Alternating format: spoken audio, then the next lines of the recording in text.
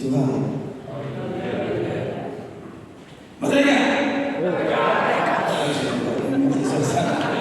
Merdeka ya. Kayaknya masih seperti itu ya.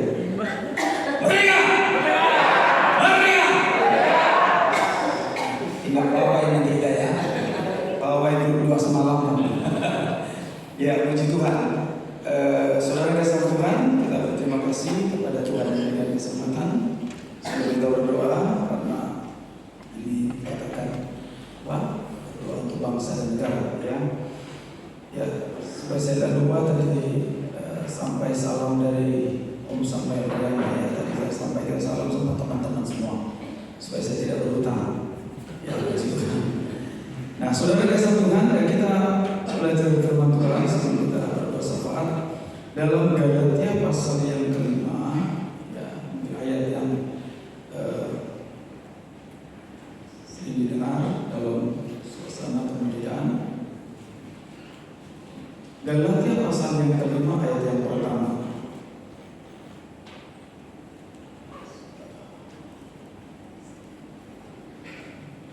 Ayo kita baca bersama-sama ya. Dua, ya. Supaya kita sungguh-sungguh merdeka, Kristus telah memerdekakan kita. Karena itu berdirilah teguh dan jangan mau lagi dikenakan perhambaan. Ya, begitu saja. Nah, jadi saudara kasih Tuhan dikatakan supaya kita sungguh-sungguh merdeka.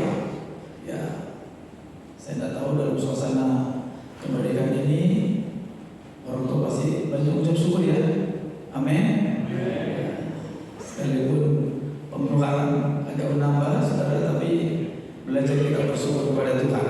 Nah, dikatakan di sini supaya kita sungguh-sungguh merdeka. Kristus telah memerdekakan kita. Karena itu berdirilah teguh dan jangan mau lagi dikenakan perhambaan. Jadi merdeka itu artinya bebas dari penjajahan. Nah, saudara, kita tahu latar belakang kita ya. Dalam 1 Petrus dikatakan bahwa kita ini adalah dari cara hidup yang sia-sia yang kita warisi dari nenek moyang kita. Jadi hidup yang merdeka itu adalah hidup yang sudah ditebus. Ya, hidup kita ditebus. Bukan dosa kita yang ditebus, saudara ya. Amin. Dan ditebus hidup kita dari belenggu dosa. Karena kita katakan dari cara hidup yang sia-sia. Dikatakan bukan dengan emas dan perak, tetapi ditebus dengan darah yang mahal. Sebab firman Tuhan katakan upah dosa ialah maut dan bisa ditawar, saudara. Tetapi justru Tuhan melepaskan kita dari kuasa maut. Nah, firman Tuhan tadi katakan kata sungguh-sungguh di sana adalah bahwa kenapa kita harus sungguh? Tuhan tidak merdekakan kita. Tapi kenapa harus sungguh-sungguh? Supaya apa, saudara? Supaya kita bisa menjaga kemerdekaan itu. Sebab kalau tidak dijaga, ya seperti orang yang terjajah nanti kita. Kembali seperti orang terjajah. Makanya, tapi kalau ada orang bertanya, apa semua orang Kristen masuk surga? Masuk tidak, saudara? Ya, kira-kira gimana? Semua orang Kristen pasti masuk surga ya. Kalau ada orang nanti bertanya, kenapa? Berarti di sana ada orang Kristen, tapi kelakuannya wah bejat sekali. Ya berarti justru sebenarnya tidak menunjukkan orang Kristen ya. Jadi kalau orang Kristen pasti masuk surga karena kita sudah punya tiket keselamatan. Nah, sekarang bagaimana kita tinggal menjaga supaya kita sungguh-sungguh merdeka? Dikatakan tadi berdirilah teguh. Nah, saya kaitkan sebagai orang merdeka, saudara. Bagaimana kita belajar untuk bersyukur ya. Firman Tuhan mengatakan mengucap syukurlah dalam segala hal. Nanti kita lihat bagaimana perjalanan umat Israel yang banyak kali mengalami ya mengalami tekanan, artinya dalam situasi yang mereka hadapi justru tidak sedikit yang berdosa dan mati di padang gurun. Nah, padahal kita melihat bagaimana mereka sudah dimerdekakan juga. Sebenarnya kan kemerdekaan yang mereka peroleh ketika mereka keluar dari tanah Mesir. Alkitab katakan tidak ada satu apa, kalau bukan karena tangan Tuhan yang kuat, tidak mungkin mereka bisa keluar dari sana. Tidak mungkin. Bayangkan mudah ketika keluar malah bisa minta apa saja sama orang Mesir. Ya.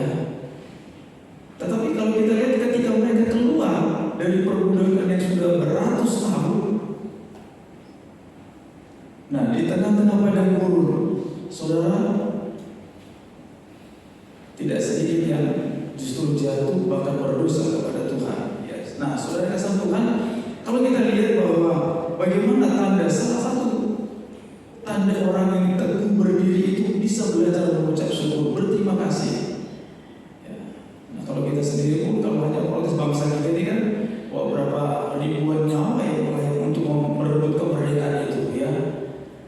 Nenek-nenek moyang kita, awal pendahulu kita, begitu hebatnya, ya. Apa? Dikatakan hanya oleh anugerah.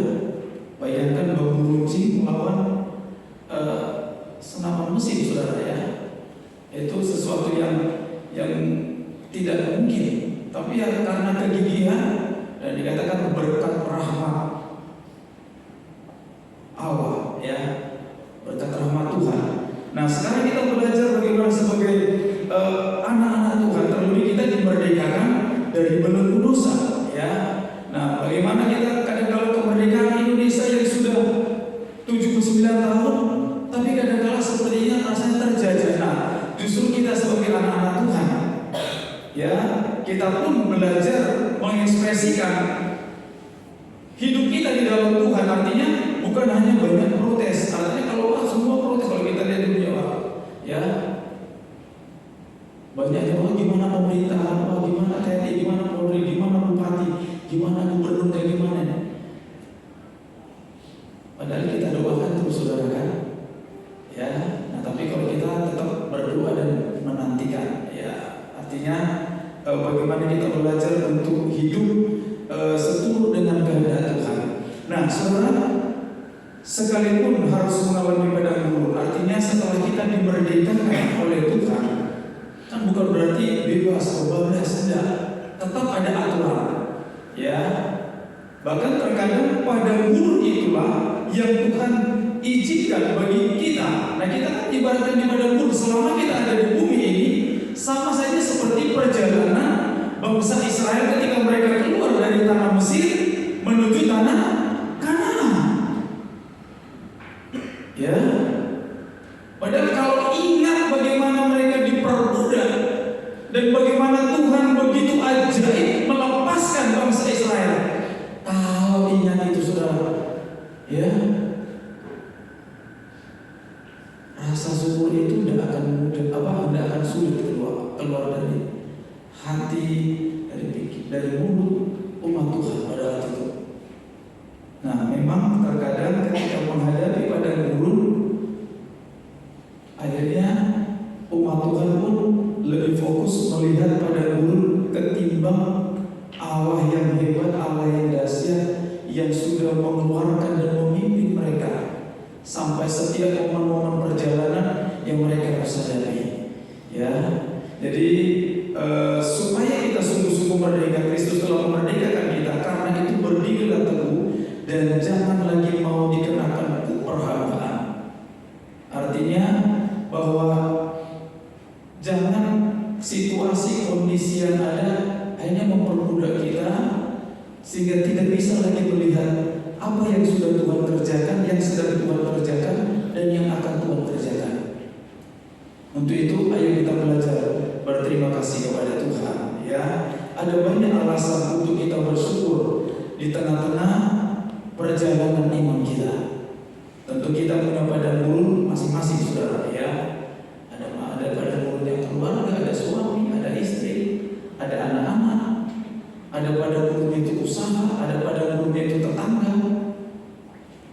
Ya, sekali lagi kita masih ada di padang gurun, kita masih ada di bumi ini.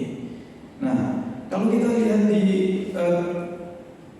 mundur ke belakang, saudara, bagaimana perjalanan umat Tuhan di dalam Ulangan pasal 8. Jadi kemerdekaan kita malam hari ini Bagaimana kita belajar berterima kasih, bersyukur, ya, supaya kita tidak kecewa dan tidak bersungguh-sungguh dan tidak menjadi pribadi yang tidak tahu berterima kasih. Ulangan pasal 8 ayat yang pertama.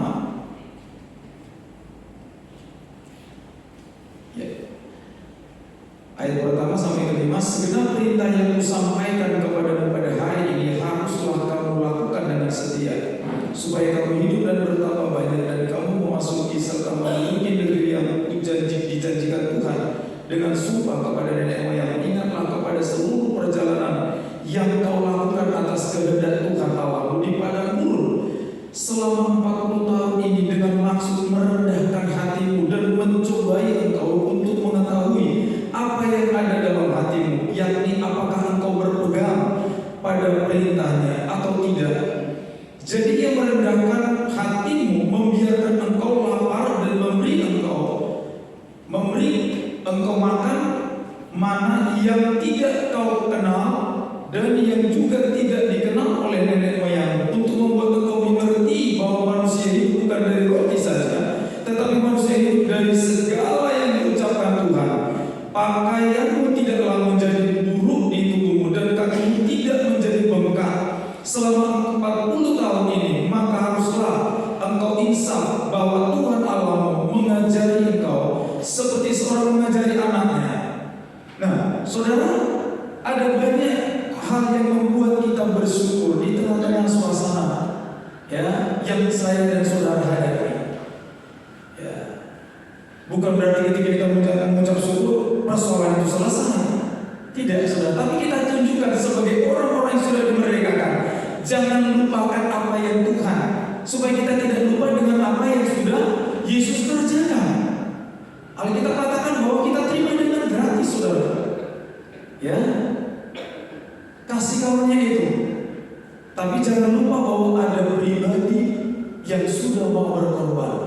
Nah, yang kalau kita lihat di dalam Ulangan ini, saudara, yang menjadi alasan kita bersyukur di tengah-tengah suasana padang gurun atau padang gurun yang saya dan saudara hadapi hari ini, baik dalam pelayanan, dalam lingkungan kita. Kita tadi katakan segenap perintah yang kusampaikan kepadamu pada hari ini, ya. Jadi bicara tentang padang gurun, saudara, itu sesuatu yang enak, memang, ya. Dan selama di bumi, pasti Tuhan izinkan itu kita alami.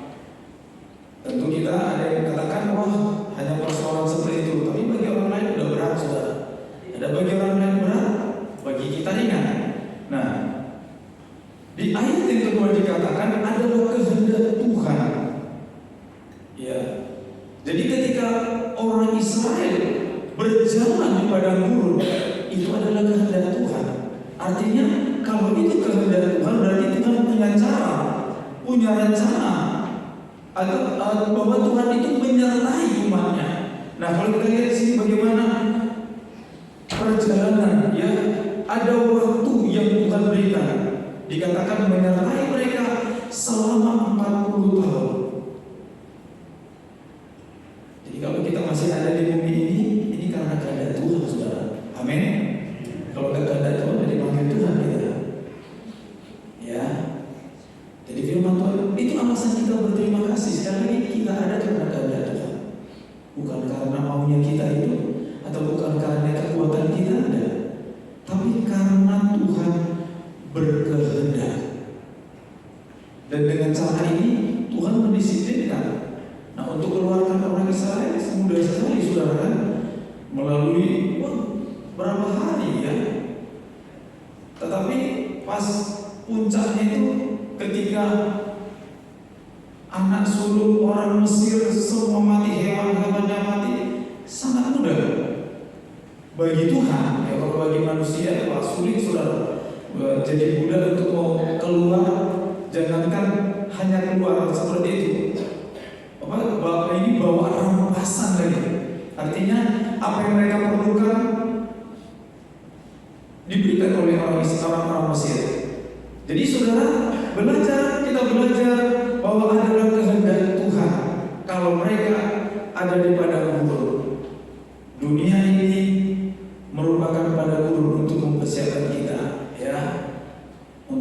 masuk ke dalam rencana Tuhan yang besar. Ya, saya percaya di bumi ini kita pun sudah merasakan surga, tapi Tuhan akan bawa kita sedang persiapkan. Sekali lagi, alasan kita untuk mengucap syukur, ingat bahwa kita ada karena kehendak Tuhan. Kita hidup ya di bumi ini ya, bagi orang Israel pada waktu itu bagaikan padang gurun adalah kehendak Tuhan. Sebenarnya sangat mudah, berapa hari hanya untuk perjalanan, tapi Tuhan harus izinkan 40 tahun mendisiplinkan umat Tuhan. Tapi itu pun belum cukup. Alkitab mengatakan semua yang lahir di padang di Mesir itu, orang yang dewasa semua mati, saudara, kecuali Yosua dan Kaleb. Saya tidak tahu kita berapa tahun nanti Tuhan mau disiplinkan kita. Ya, ada 10 tahun, 20 tahun, 50 tahun, ada yang mungkin 100 tahun. Tapi mari kita belajar, adalah kehendak Tuhan kalau kita masih hidup. Nah, di ayat yang ketiga di sana dikatakan tadi, saudara, ayat yang ketiga tadi, jadi dia merendahkan hati, mau membiarkan engkau lapar dan memberi engkau makan mana yang tidak kau kenal. Jadi, saudara, di situ dikatakan oleh nenek moyang untuk membuat engkau mengerti bahwa manusia itu bukan dari roti saja, tetapi manusia itu dari segala yang diucapkan oleh Tuhan. Alasan kita untuk bersyukur adalah sebab kita sedang diajar oleh Tuhan. Ya, diajar Tuhan bagaimana kita untuk bisa percaya kepada Tuhan. Sebab mau tidak mau pada pengalaman pada guru itu akan membuat kita untuk bergantung kepada Tuhan. Ya, kita berapa kali mungkin coba ingin mengandalkan kekuatan kita, ingin mengandalkan pikiran kita, tapi semuanya terbatas, saudara. Ya, kita punya sekali lagi pada umur masing-masing pergumulan. Kadang-kadang kita memikir suatu udah mentok, saudara, ya. Tapi kembali lagi kita udah pasrah Tuhan. Ya, ketika kita pasrah, kita belajar percaya sepenuhnya kepada Tuhan, ada jalan keluar, saudara. Jadi Tuhan izinkan kelaparan, tidak ada seorang pun ya yang mati kelaparan. Kalau justru dulu ya banyak orang susahnya itu kelaparan, ya. Tapi sekarang mati ya, susahnya kekenangan, saudara, ya. Jadi ya, tapi semuanya yang punya kelebihan dan kekurangan, ya. Tapi bagaimana kita belajar untuk seperti seorang anak yang diajar untuk mempercayai orang tuanya, ya. Seringkali kalau ada anak dia bapak berdoa, ya. Jadi kadang-kadang orang tua harus meyakinkan anaknya, sudah bapak besok kamu lihat saja, ya. Kadang-kadang kita ngajari anak-anak dari hari ke hari. Nah, seperti kita juga bergantung kepada Tuhan, ya. Tapi kadang-kadang anak-anak itu untuk diajari, ayo sudah, takut.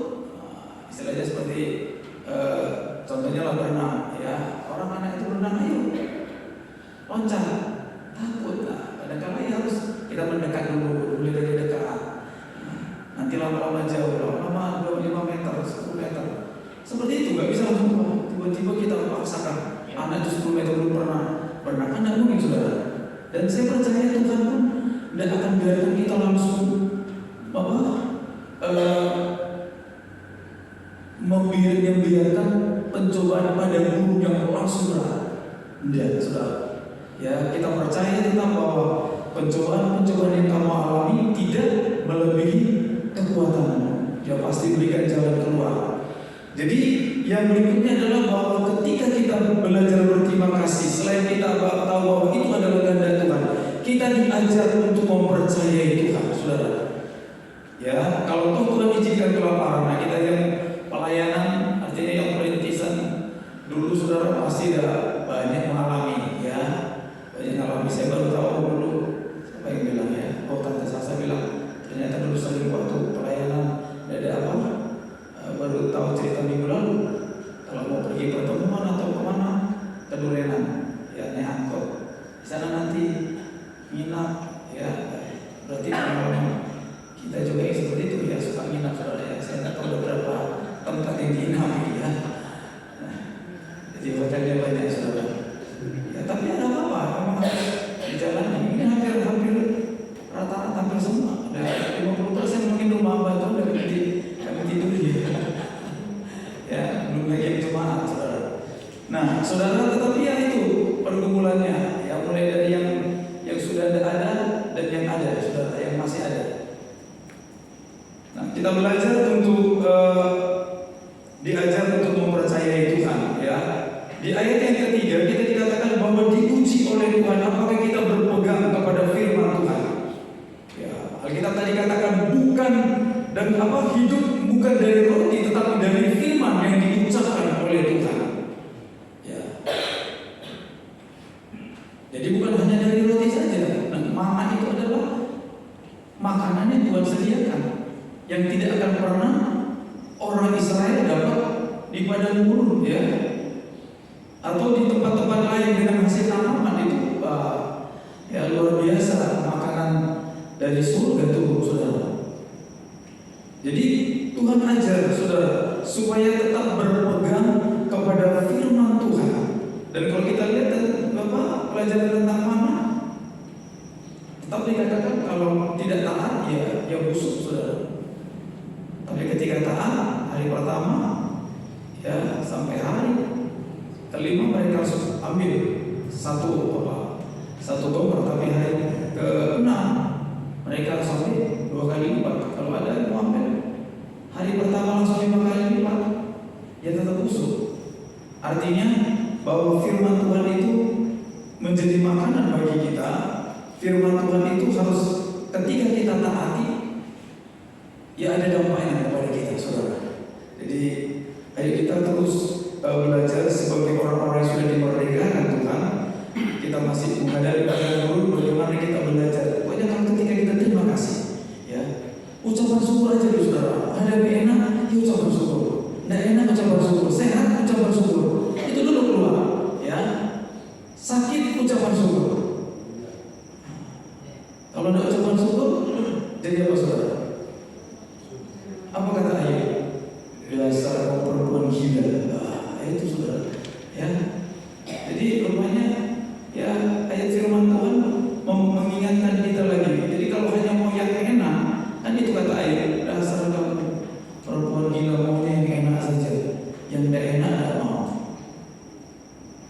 Kita semua mau yang enak maupun yang berat. Kita semua mau yang enak maupun yang tidak enak. Enaknya aja ya.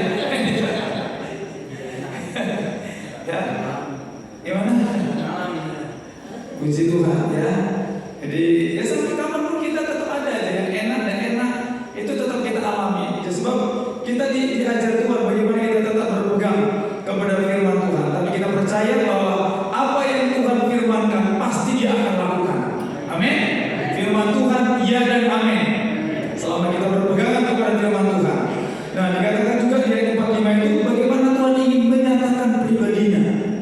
Ya, seperti anak kepada ayah, seperti orang tua kepada anaknya, ingin membangun. Nah, saya punya tetangga saudara ya, anak ini giliran anaknya yang dari SD, ya SMP, SMA, orang tuanya suka keluar, ya keluar kerja ke Kalimantan, ke Surabaya, ya dua-duanya malah suami istri. Ya, jadi ketika mereka pulang, masa besarnya hubungan itu ya sulit untuk kadang-kadang sampai keluh orang tuanya, gimana nih bukan cuma saudara ya, jadi tetangga satu RT, gimana anak-anak ini kok udah susah terbuka, dikatakan ya karena memang apa, karena tidak dibangun ya hubungan. Nah, firman Tuhan katakan Tuhan ingin menyatakan pribadinya. Tuhan ingin membangun hubungan seperti seorang ayah membangun hubungan dengan anaknya sebagai pribadi yang bertanggung jawab. Ya, saya sekalipun kadang marah, saudara ya marah itu karena kasar, bukan suka marah saudara ya. Ini kita marah ya karena bisa karena ada sesuatu kesalahan. Tapi Tapi ketika anak ini tahu bahwa marahnya kita itu memang ada alasannya. Jadi nanti kadang-kadang kalau mau pergi saya, ya Pak, hati-hati Pak, enak sudah dengar itu. Kalau udah mati dulu jangan sakit hati nanti anak ini ya. Tapi sekalipun kadang-kadang ya mau juga terungkit kadang-kadang kalau kayak sekarang ini kadang terungkit itu ya. Pak, ya Pak, aku mau dulu gitu. Artinya karena kadang-kadang makanya waktu masuk dia di SMK yang semi-angkatan pelajarannya yang didikannya tidak kaget dia ya orang lain kamu pada ini waduh biasa kalau papa saya udah biasa marahin. Jadi ada kadang-kadang orang dimarah sedikit marahin nangis saudara ya, tapi bukan berarti senang sebenarnya, maunya dan marah sebenarnya orang tua tuh maunya dan marah saudara, tapi itu bentuk hubungan. Intinya saya ketika kita marahin ya tidak salah juga. Saya beda memang didikan Karen dengan Iren beda. Kalau Karen dulu ya seringkali karena memang sudah adanya udah lebih mengerti jadi lebih nurut. Nah kalau kakaknya udah dimarahin, pernah kadang kalau sampai tangis-tangisan saudara, artinya karena mungkin aduh udah terlalu keras ya. Tapi nanti ya saya minta maaf tadi papa terlalu keras tadi ini juga ya Karen juga maaf. Jadi artinya membangun hubungan itu tidak mudah saudara ya. Artinya kalau Tuhan yang datang sama kita bisa mau Tuhan tangis-tangis sama kita ya. Tapi sekali lagi Tuhan turun merasakan apa yang kita alami. Ya, jadi saudara, ayo kita belajar mengucap syukur saudara, sebab pada gunung itu Tuhan izinkan ya, Tuhan mau bangun. Jadi ketika kita bergantung sepenuhnya kepada Tuhan, ya ketika kita mulai saya percaya Tuhan akan kerahkan kekuatannya untuk mengarahkan kita kembali. Kadang-kadang arahan itu ya lewat teman-teman kita, ya lewat suami, lewat istri, lewat anak-anak, atau lewat firman Tuhan yang kita dengar. Tapi yang pasti bahwa ayo kita belajar mengucap syukur, ya, mengucap syukur karena Tuhan ingin membangun hubungan dengan kita.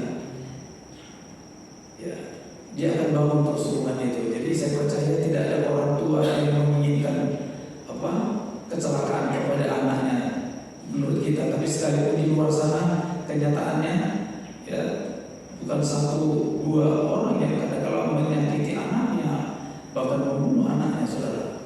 Tapi saya percaya orang tua yang baik ingin membangun hubungan ya dengan anak, dan saya percaya ketika hubungan itu terbangun ya semakin ke depan anak itu pun akan tahu apa yang dia harus lakukan untuk orang tuanya. Puji Tuhan.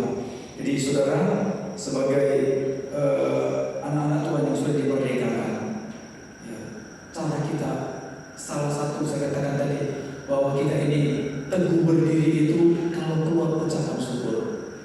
Ya, dan firman Tuhan pun dikatakan 1 Tesalonika 5 mengucap syukur dalam segala hal karena itulah yang dikehendaki oleh Tuhan. Jadi orang teguh berdiri itu yang itu dulu saudara, keluar mengucapkan syukur. Dengar berita apa saja, terima kasih Tuhan.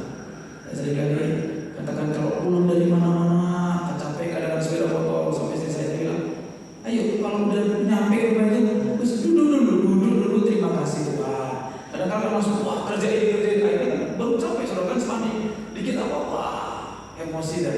Padahal baru melakukan perjalanan, sepanjang perjalanan itu pun kita kan udah bersyukur Tuhan tolong kita kan. Nggak sedikit orang nggak sampai rumah, ya, atau salah alamat saudara kan. Tapi paling tidak dulu kalau udah capek mungkin atau naik apa saja sudah berjalan jauh sampai rumah itu terima kasih Tuhan. Ya, bersyukur kepada Tuhan buat perjalanan, ya, buat apa saja yang bisa kita syukuri, terhindar dari mara bahaya. Jadi saya percaya ketika kita mengucap syukur ada kekuatan sekalipun tadi capek, ya, dan itu kan lalu kita nyanyikan. Dengan bersyukur ku hadapi semua, dengan bersyukur semua berlalu, iman doa dan bersyukur. Enggak beda saudara. Jadi wah ada orang banyak berdoa, waduh aku 2 jam 5 jam, tapi mengucap syukur susah saudara ya. Oh banyak belajar firman supaya menambahkan iman. Tapi ya kita tadi kata apa? Jadi kita semuanya kita jalani, saudara ya. Tapi ayo kita jadi pribadi yang sudah dimerdekakan, belajar mengucap syukur, dan ada alasan-alasan kenapa kita bersyukur ya, sebagai orang yang sudah dimerdekakan. Sama dengan orang Israel tadi dimerdekakan dari Mesir, bagaimana kita mereka sebenarnya daripada puji Tuhan. Tuhan memberkati kita. Bersama Yesus kita pasti melewati padang gurun ya, sampai ke tempat yang Tuhan kehendaki. Merdeka! Puji Tuhan. Kita nyanyikan saudara ya. Ya Yesus telah mati bagiku. Setidaknya mengingatkan kita lagi ya, sebagaimana bangsa Israel dilepaskan dari Mesir,